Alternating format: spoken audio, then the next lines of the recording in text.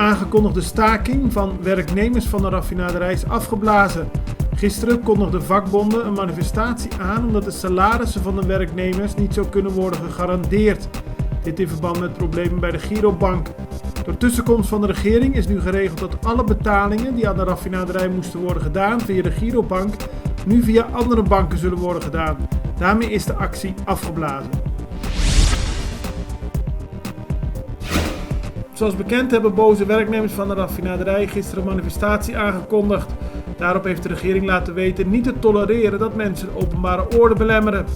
Enkele boze werknemers van de raffinaderij hebben met gemaskerde gezichten de wegen vanaf de raffinaderij geblokkeerd.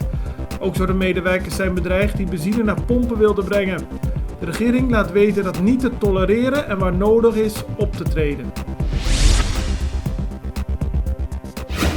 3 filialen van de Girobank gaan vandaag weer open. Die in het Suikertuin Mall blijft vandaag echter nog dicht. Ook zijn de pinautomaten weer in werking gesteld. Het online bankingsysteem is per vannacht weer beschikbaar.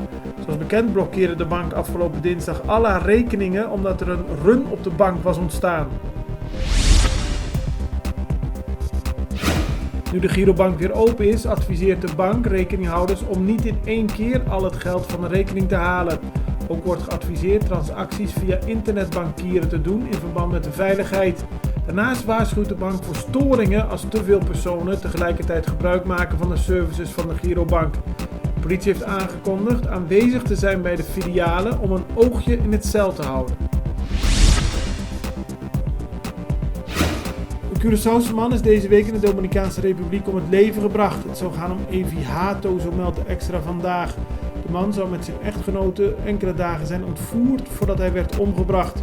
De vrouw heeft het overleefd. Prinses Beatrix bezocht gisteren Saba. Vanwege het weer droeg ze een regenponcho en Nordic walking stokken. Beatrix heeft onder meer een wandeling gemaakt over Mary's Point Trail. Dat pad door het nevelwoud van Saba opende Beatrix door een informatiebord te onthullen. De ontvangst op Saba was heel hartelijk. De voormalige koningin sprak uitgebreid met de bevolking. Ook zei ze heel blij te zijn dat ze Saba weer mocht bezoeken. Het volleybalteam van Curaçao voor mannen onder de 21, de U21, doet het heel goed op de Bahama's.